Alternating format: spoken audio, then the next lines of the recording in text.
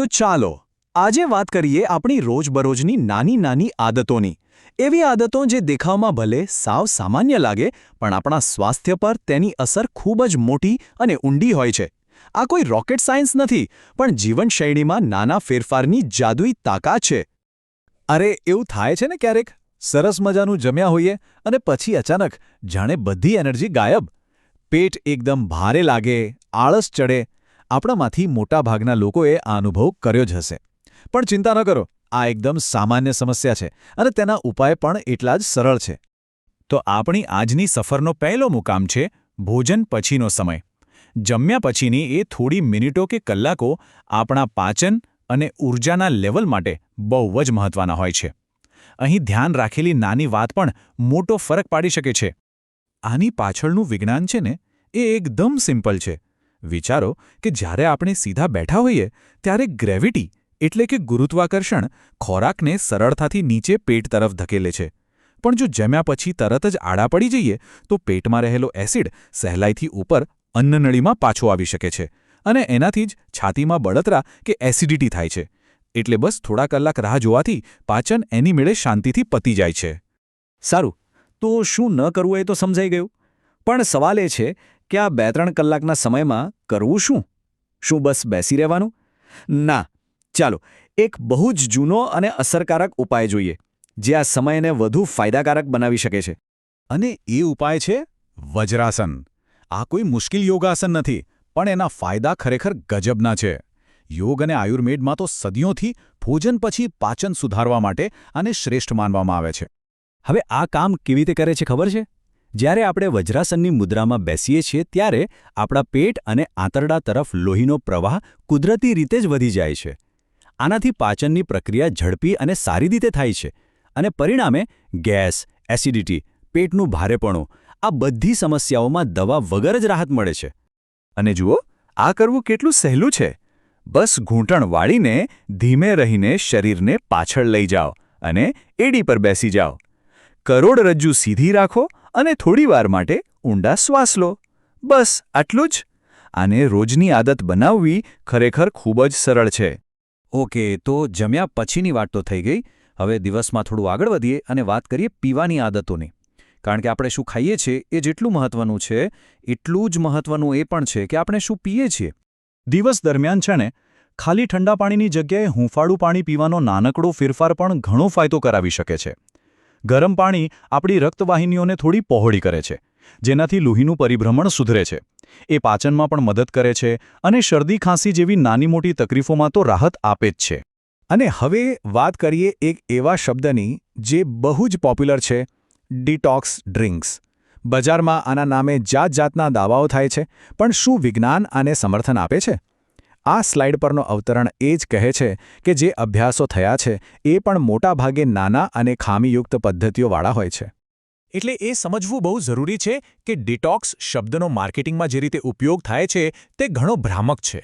સાચી મેડિકલ ભાષામાં ડિટોક્સિફિકેશન એક ગંભીર પ્રક્રિયા છે જે ડૉક્ટરની દેખરેખ હેઠળ થાય છે. એને બજારમાં મળતા જ્યુસ સાથે કોઈ લેવા દેવા નથી.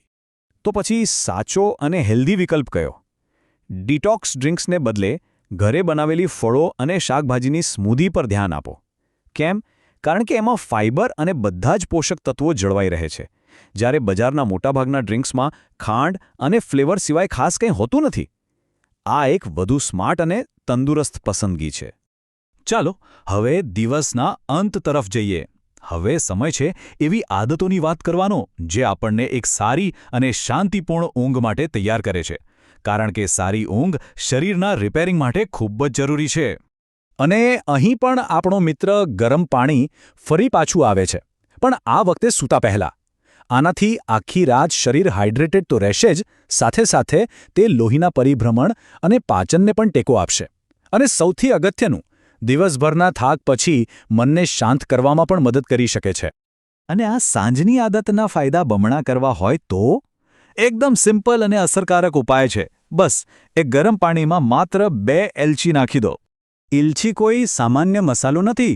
એનો ઉપયોગ વર્ષોથી સારી ઊંઘ અને પાચન માટે થતો આવ્યો છે.